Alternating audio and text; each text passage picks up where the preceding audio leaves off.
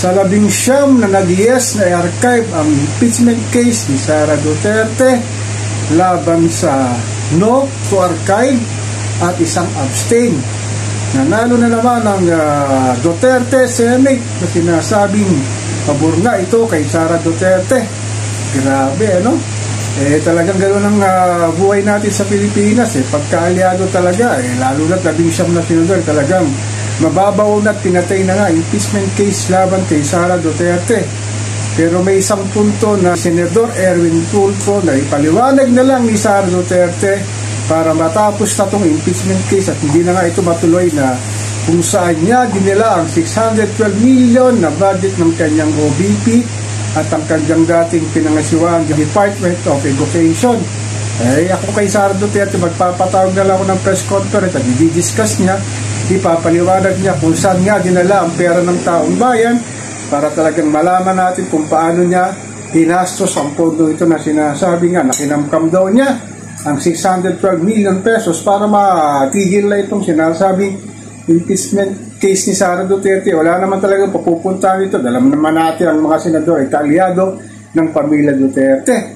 Ang daming problema ng Pilipinas, lalo na sa walang humpay nagpagtaas ng presyo ng bilihin, serbisyong publiko, pagtaas ng crude at gasolina at kawalan ng healthcare system ng ating namahal na inang bayan. Ito namang impeachment case ang pinagkukulang pansin ng mga senador na ang daming dapat gawin sa panahon ng tag-ulan at pagbaha sa ating mga lansangan sa Metro Manila at sa labas ng Metro Manila. Talagang dapat na nga tigilin itong sinasabing impeachment case laban kay Sara Duterte at mag-boom na tayo.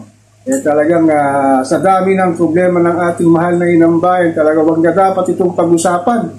Ang sinabi nga ng mga ilang hindi kaalyado o kaalyado nga ni Sara Duterte sa darating na 2028, pag naisipan nga tumakbo ni Sara Duterte sa Panguluan, ay talagang kung gusto siya ng taong bayan, iboto natin siya. Kung ayaw naman ng taong bayan, huwag natin iboto siya para maging susunod na presidente ng ating mahal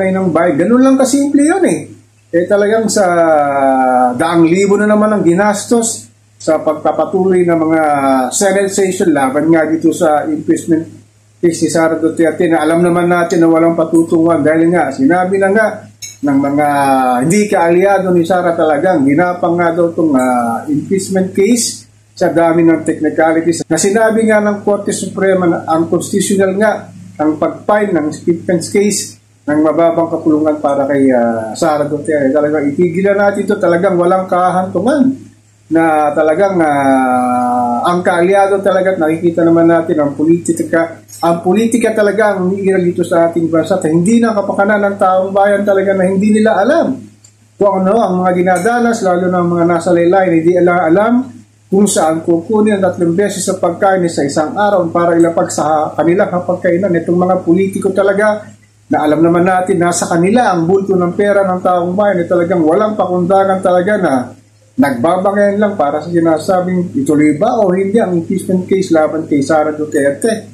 Nakakawalang gana talaga dito sa ating mahal na inang bayan, na talagang sinasabi nga ng ilan na mahirap kang mahalin Pilipinas dahil nga sa samot-saring problema sa kagutuman, kawalang ng trabaho at patuloy nagpagtaas ng mga bilihin. Dito talaga wala lang ginawa ang mga politiko natin, talagang magbangayan at ipagtanggol ang sinasabing kaalyado nila sa politika. At kung hindi ka naman kaalyado, talagang wala kang magagawa at weather nga lang.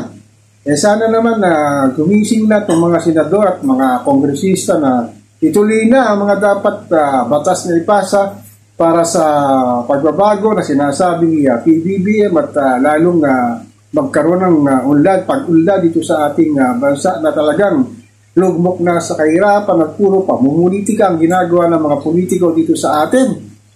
So ako po si Papa Ken, patuloy po ako magmimiron, magmamatyag dito sa pang-araw-araw natin buhay at kaganapan dito sa ating mahal na inang bayan.